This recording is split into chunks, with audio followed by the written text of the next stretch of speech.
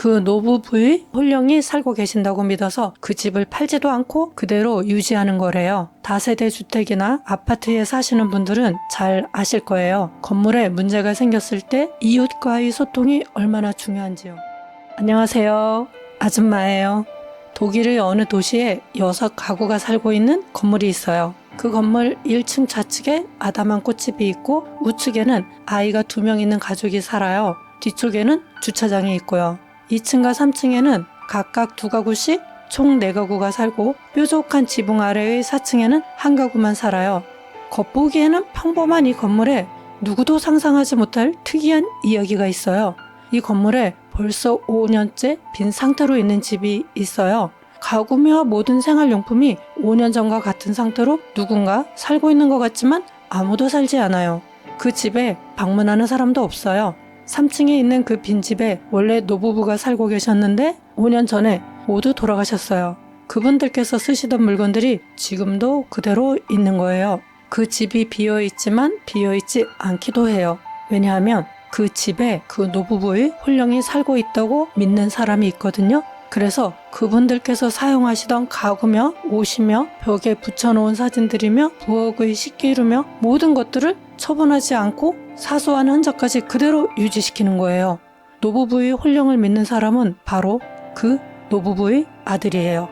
그 아들의 믿음을 누군가는 이해했고 누군가는 쉽게 이해하지 못했어요. 어쨌거나 믿음은 자유고 사유재산에 관한 처분 또한 개인의 자유니까 그 누구도 그 아들에게 뭐라고 말할 수는 없죠.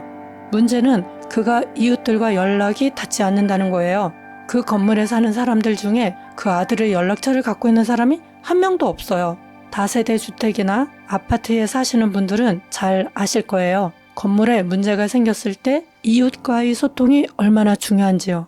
이 건물에도 난방 배관이나 수도 배관 때문에 문제가 생긴 적이 있어요. 그 아들 때문에 제일 피해를 본 사람은 바로 아래층 가족이에요. 한 번은 한겨울에 난방에 문제가 생겨서 수리를 하는데 위층과 연결된 배관도 공사를 해야 했어요. 그런데 그 3층 빈집에 들어갈 수가 없었어요. 갓 태어난 아기까지 있는 아래층 사람들은 속이 탔죠. 아래층 사람들은 그 아들의 이메일 주소는 갖고 있었어요. 이미 여러 번 이메일을 보냈지만 답신이 안 왔어요. 2층에 살고 있는 애엄마가 1층에 있는 꽃집에서 3층 때문에 문제가 있다고 말하자 꽃집 주인이 말하기를 3층 빈집의 열쇠를 옆집 사람인 한스 씨가 갖고 있다고 말했어요. 그래서 2층에 사는 부부가 한스 씨를 찾아갔어요. 그리고 한스 씨로부터 그 아들에 대한 이야기를 듣게 되었어요. 그 아들은 부모님께서 돌아가시기 전부터 말레이시아에서 살고 있대요. 말레이시아의 한 바닷가에서 스포츠 강사로 일을 하고 있대요. 서핑이나 바다에서 하는 다양한 레저 스포츠를 가르치고 있는데 독일에서 살 생각은 없는 것 같다고 말했어요. 그 아들은 부모님께서 돌아가신 후 그 집을 유산으로 받았는데 부모님의 홀령이 살고 계신다고 믿어서 그 집을 팔지도 않고 그대로 유지하는 거래요. 한스 씨는 일주일에 한 번 그 집에 가서 집의 상태를 확인한대요. 물이 새는 곳은 없는지 혹시 곰팡이가 피지는 않는지 확인하고 잠시 환기를 시킨대요. 우편물 온 것이 있으면 거실 테이블 위에 놓고요. 그 집에 있는 물건들은 자리를 옮기거나 새로운 것을 들여놓으면 안 된대요. 게다가 한스 씨 또한 그 아들의 전화번호는 모른대요. 하지만 한스 씨에 대한 수고비는 매달 자동으로 이체되어 받고 있대요. 한스 씨가 그 빈집의 문을 열어서 다행히 2층 집 난방 공사를 마무리했어요. 여럿이 사용하는 건물은 예상하지 못한 수리로 거주자들이 수리비를 나눠서 지불할 경우가 있죠.